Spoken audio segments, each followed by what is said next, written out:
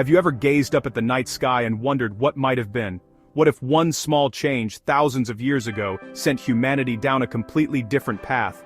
Imagine the world of Plato and Aristotle, of Socrates and Pericles, a world of magnificent temples, of groundbreaking philosophy, of the very first democracy. Now picture this same world, but with a new kind of citizen walking the marbled streets, not of flesh and blood but of bronze and gears. What if the brilliant minds of ancient Greece, who gave us so much, had also given us robots? How would our story, the story of us, be different? This isn't as far-fetched as it might sound. The ancient Greeks were master tinkerers, inventors driven by an insatiable curiosity. They were obsessed with the idea of automata, self-moving machines. They dreamed of bringing the inanimate to life, not through magic, but through mechanics. Think of the myths themselves, filled with artificial beings. There was Talos, the giant bronze man who guarded the island of Crete. Hephaestus, the god of invention, was said to have built golden handmaidens who could walk and talk and think. These weren't just stories, they were expressions of a deep-seated desire to understand and replicate the universe, to become creators ourselves. Let's embark on a thought experiment. A journey back in time to a Greece that never was, but could have been. In this alternate timeline, an inventor, let's call him Heron of Alexandria, a real historical figure who built early steam engines and mechanical toys, has a breakthrough. He doesn't just create a simple device that spouts water or opens a door. He devises a way to create a complex series of programmable actions using intricate systems of gears, levers, and maybe even primitive hydraulics. He creates the first true automaton, a mechanical servant capable of performing a sequence of tasks. The world would never be the same. The birth of this technology wouldn't be a single, explosive event. It would be a slow burn, a gradual dawn. At first, these machines would be novelties, expensive toys for the wealthy elite to show off at symposiums, a bronze eagle that could flap its wings and pour wine, a miniature mechanical musician that could pluck a lyre. But curiosity is a powerful force. Once the principle is proven, once the dream is made real, the human mind immediately asks the next question: what else can we do with this? From the parlors of the rich, the age of automatons would begin its inexorable march into every facet of Greek life. The seeds of this robotic revolution were already there, scattered across the ancient world. The Greeks were fascinated by clockwork and mechanics. We know of the Antikythera mechanism, a stunningly complex astronomical calculator recovered from an ancient shipwreck. This device, with its dozens of interlocking bronze gears, could predict eclipses and track the movements of the sun, moon, and planets. It was a mechanical cosmos in a box. It showed a level of mechanical genius we once thought impossible for the era. It proved that the know-how was present. All it needed was a new application, a different kind of inspiration. Imagine our inventor, Heron, studying devices like the Antikythera mechanism. He wouldn't see it just as a way to map the heavens. He would see the potential within the gears themselves. He might wonder, if we can model the movements of the planets, why can't we model the movements of a person? If a gear can turn a dial, why can't it turn an arm? He would have built upon the work of others, like Ctesibius, who invented the water clock and the water organ. These weren't just timekeepers. They were early programmable devices, using the flow of water to trigger actions at specific times. The leap to a fully mobile automaton was not a giant one, but a series of small, determined steps. The first true Greek robots would likely be simple, specialized machines. Think of them not as general-purpose androids, but as dedicated tools. There might be the agoranomos, a wheeled automaton designed to sweep the floors of the marketplace, or agora after a busy day. Perhaps a lithokopos, a powerful, lever-operated automaton used in quarries to help lift and move heavy marble blocks, reducing the strain on human laborers. These machines would be built from materials the Greeks knew well: bronze for the body, iron for the strong inner workings, and perhaps leather for belts and joints. They would be powered by water, steam, or intricate systems of wound springs and counterweights. Their design would reflect Greek aesthetics. These would not be cold, utilitarian boxes. They would be works of art. A robotic servant might be sculpted in the form of a kouros, a beautiful youth. A mechanical guard might be fashioned to look like a mythical griffin. Each machine would be a testament to both engineering skill and artistic vision. They would be walking, working sculptures, blending seamlessly into a world that already celebrated the beauty of the human form and its art. The inventors of these machines would be hailed as heroes, their names spoken with the same reverence as the great philosophers and playwrights. Once these automatons moved from the workshop into the polis, or city-state, daily life would begin a profound transformation. In the home, wealthy families would employ mechanical servants. A bronze oikonomos could be programmed to fetch water from the well, tend to the fire in the hearth, and grind grain into flour. This would free up enormous amounts of time, especially for women whose lives were often confined to domestic labor. This newfound leisure time could be dedicated to education, to participating in civic discussions, or to the arts. The home would cease to be solely a place of work and become a center for intellectual and creative life. Public spaces would be revolutionized. Imagine walking through Athens and seeing automatons maintaining the city's infrastructure. Mechanical arms, powered by aqueduct-fed water systems, could lift heavy materials for the construction of temples like the Parthenon, allowing for grander and more intricate designs to be built in a fraction of the time. Automated carts could transport goods from the port of Piraeus to the city center, making trade more efficient. Theatrical productions could use mechanical actors or elaborate moving sets, creating spectacles of myth and drama that would astound audiences and push the boundaries of storytelling. The city itself would become a living machine. Science and philosophy would experience a golden age unlike any other. With automatons handling repetitive tasks, thinkers would have more time to think. Astronomers could use robotic assistants to tirelessly track the stars through the night, gathering vast amounts of data. Mathematicians could design mechanical calculators to solve complex equations, pushing the frontiers of geometry and algebra. Aristotle, with his passion for observation and classification, would be in paradise. He could dispatch automated explorers to chart unknown lands or use mechanical scalpels of unparalleled precision to study anatomy. The scientific method would accelerate at an incredible pace.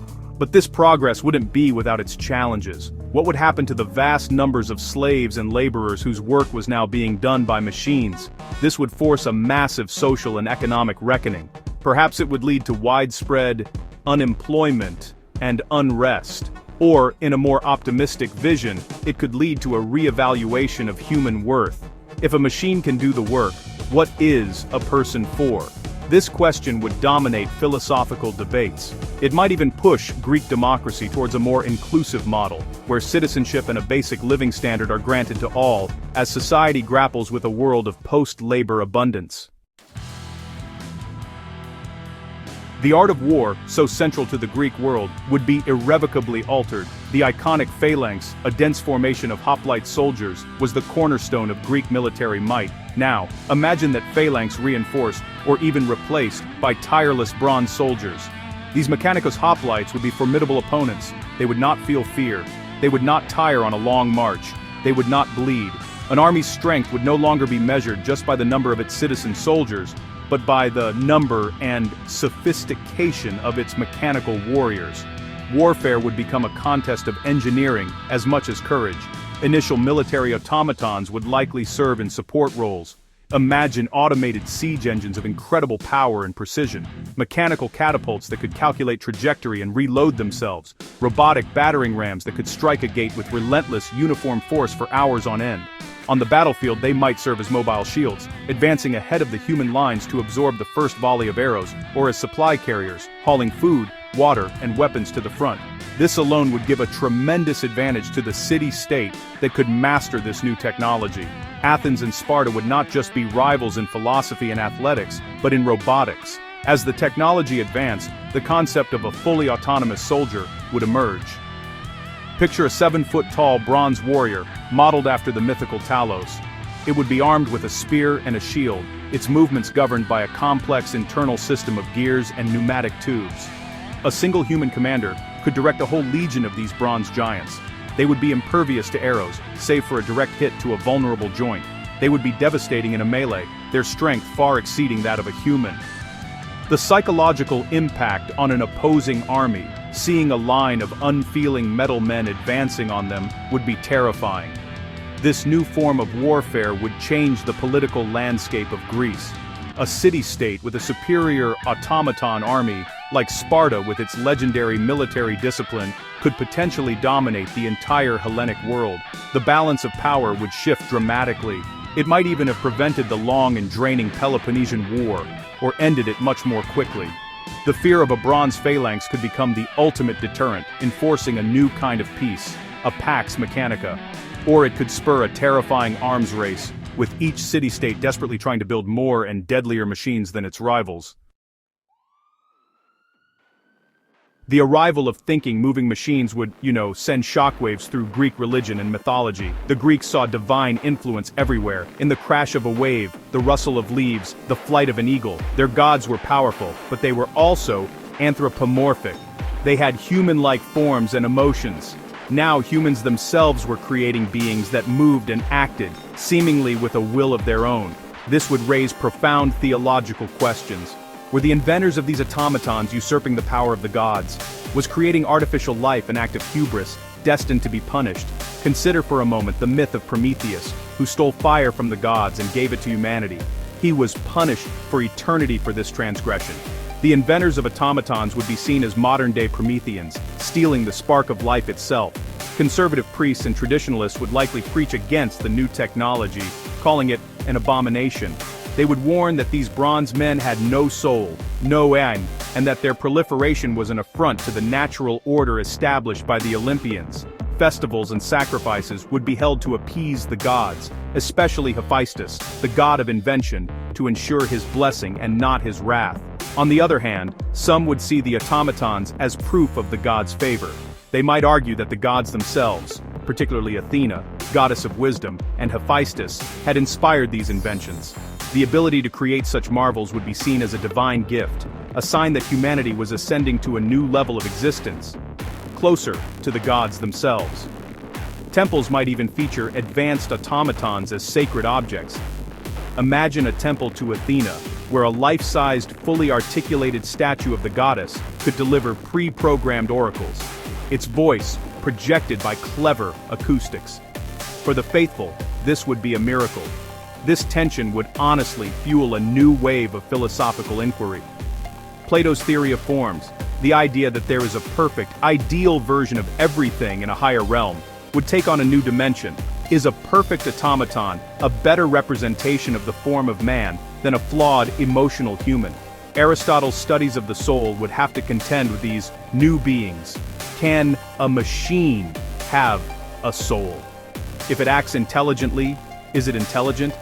These are the very same questions we are beginning to ask today about artificial intelligence.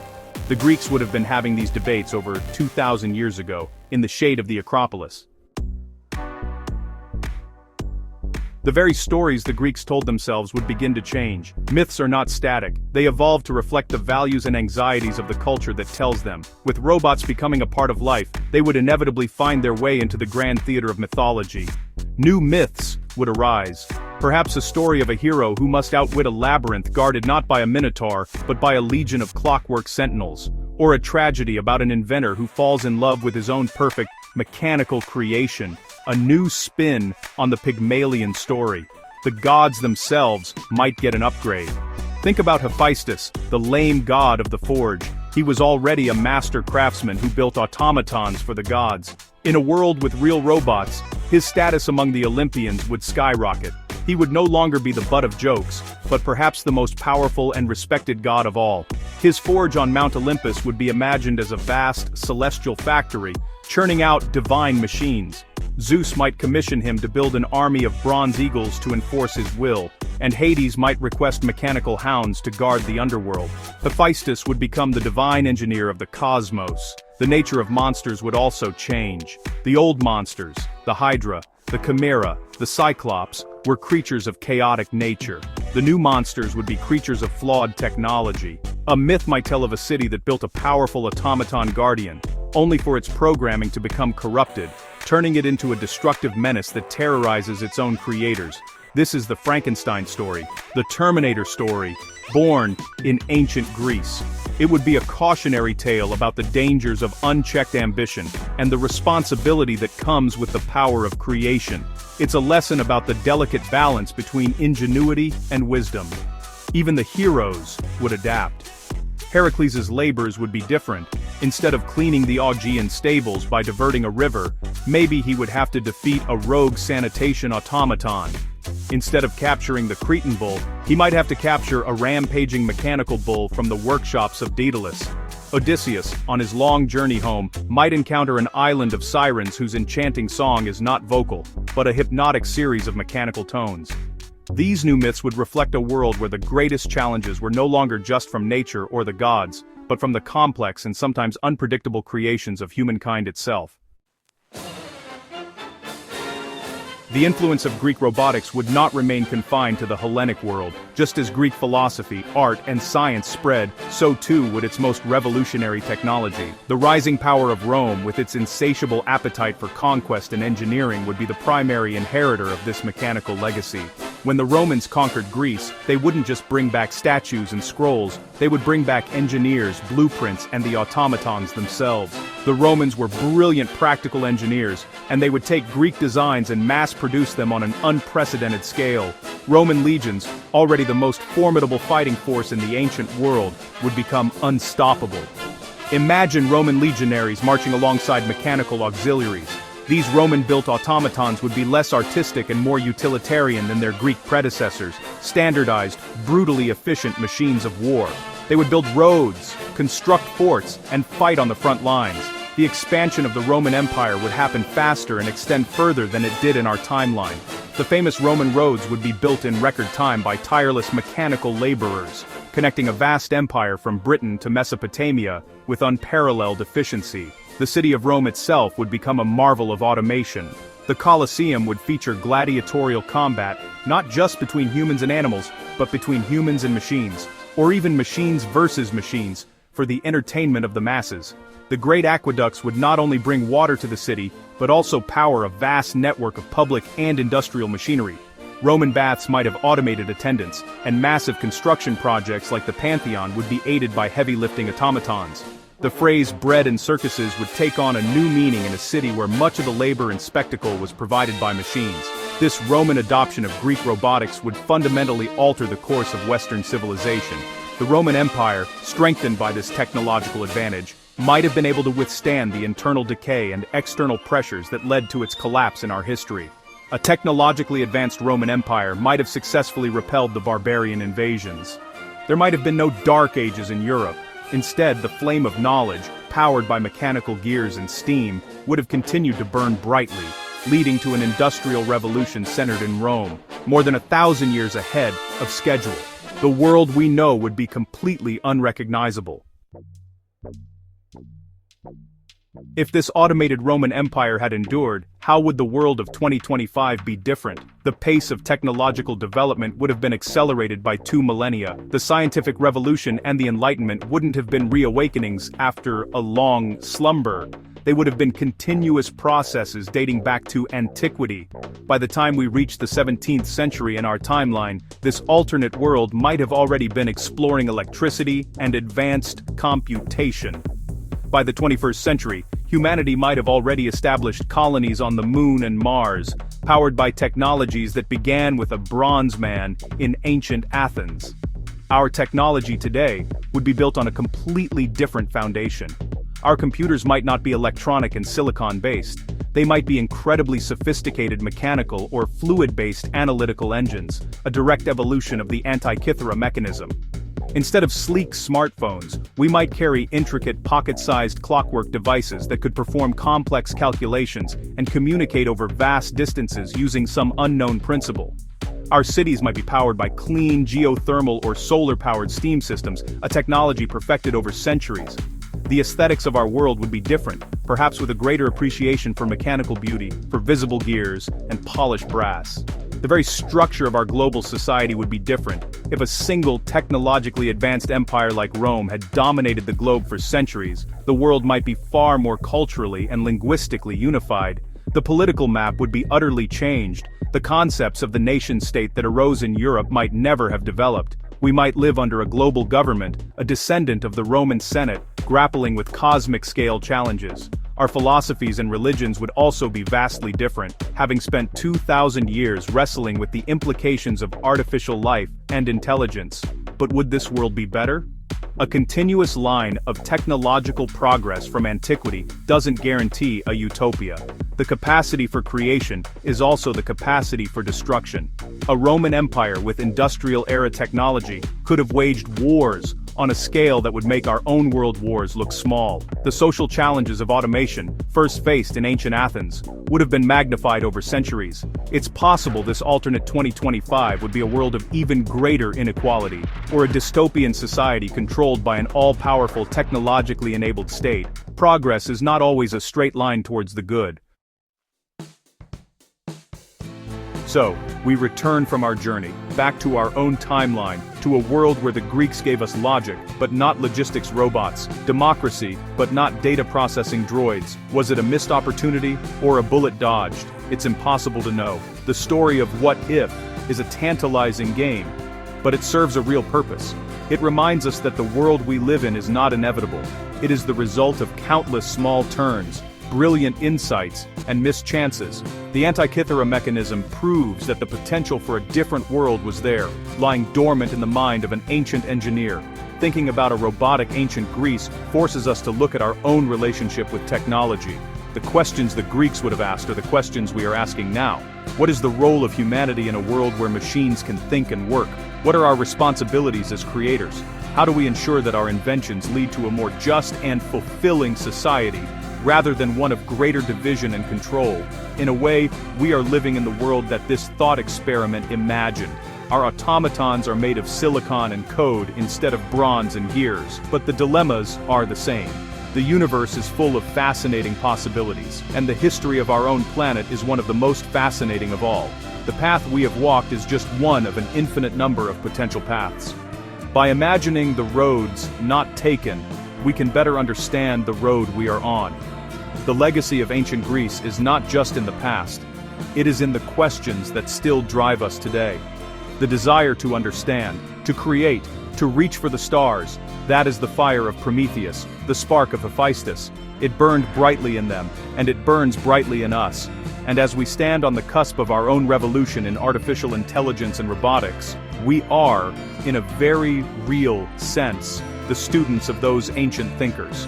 We are grappling with the same grand ideas about life, intelligence, and our place in the cosmos.